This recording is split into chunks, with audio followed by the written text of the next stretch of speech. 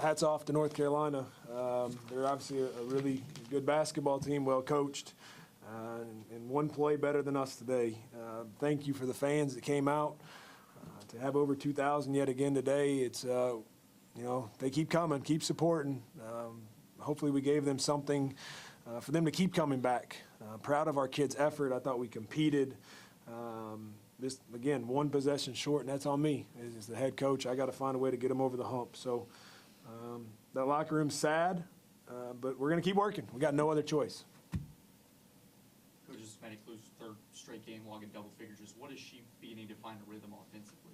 Yeah, well, she's coming into the year. We knew she'd be a mismatch, right? Like we're playing non-traditional basketball. We got her as really a guard playing the four, but we spaced it out a lot. And I think, to be honest, over the last couple of weeks, she's just kind of coming into her own of figuring out when to, how to, but also I think attacking things with a totally different mindset. There's no pushback or fight. It's look in the mirror, and if she's wrong, hey, I'll make it better next time, and I'll keep working hard. And I think that when she's played that way, she's played with a clear mind, which has allowed her to see some success. So it's been much needed at that position, and to add some consistency to that position will really help us as we come down the home stretch. What did you think your team did to kind of make UNC struggle offensively? I thought we competed. I mean, there's been times where, as of late, we've gotten so spread out. And I thought we played in our gaps quite a bit. We started off in some zone that I thought took them out of rhythm a little bit. They didn't shoot the three great. They got some decent looks, but the right people that we went in the game hoping they got shots took some, right? And then we then switched into some man and played a lot more man than we've really practiced coming in. But we were connected, and I thought we played in gaps and played for each other and with each other, which then all of a sudden forced them to take contested shots and mostly out of the paint, which we have not been doing as of late. So with that said, I wish we could take a handful of offensive rebounds back. All right, there in the second half, I think they had 2 or 3 times down the floor where they got not only 2 but 3 opportunities, and that's just really hard to get over. But proud of their effort. That was as connected as we've been on that side of the ball in a while. I have to ask, have you ever seen that happen before in a game where an opposing player goes in the wrong direction? I have not in that situation, right?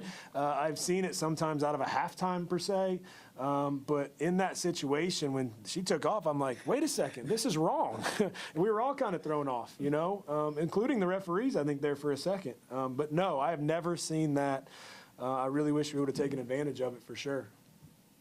You talked about just the crowd in attendance today, especially with being Super Bowl Sunday. Just what was it like to have another strong attendance today? Well, I should have started with this. Our marketing team, thank you so much. What they've done for us showed importance to our program, to our young women in that locker room over the last really year, right? But this week especially, right? This is a tough day. You think about Super Bowl Sunday, but also don't forget we just had 9,000 in here last night with the men's team playing Duke.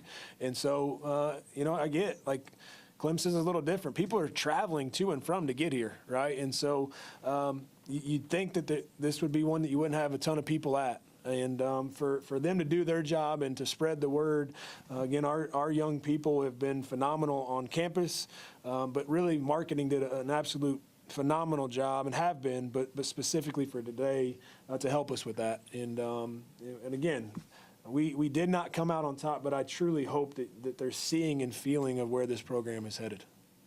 Coach, it obviously wasn't the result that you wanted, but at the end of the day, this was the number 112 team, and you guys had a pretty incredible performance. What are you taking from today into yet another challenging team that you're facing on Thursday? Yeah, well, we've really just tried to focus this one at a time, and as much as it's hurt to not come out on top, this team has fought and competed with the best of them dang near all year. And there's been a couple games where we, did not play great and got beat pretty bad. But for a majority of the year, these top teams, we've been hanging in. And we put a little bit closer to 40 minutes together today. That's kind of what we keep talking about. It's going to take all 40 because that's how we are built. Right? We're not as big, we're not as fast, we're not as strong, but we have to be focused and we got to be connected while we play with a lot of energy and effort. And That's what's so hard, because did we get much better than we've been? Absolutely. But we were still one play short, right? And I guarantee, me included, if we went back in there and say, if you could get one play back, right, we all would say absolutely, and it'd be a different feeling, But it is what it is. We lost, right? And we can hang our head, or we can look in the mirror and say we are just as good as anybody in the country. We have to keep working. That's life. We don't always get exactly what you want. But you better stay the course and keep working if you ever want to get to what you believe you deserve. What were your message for Anya today, playing her whole team?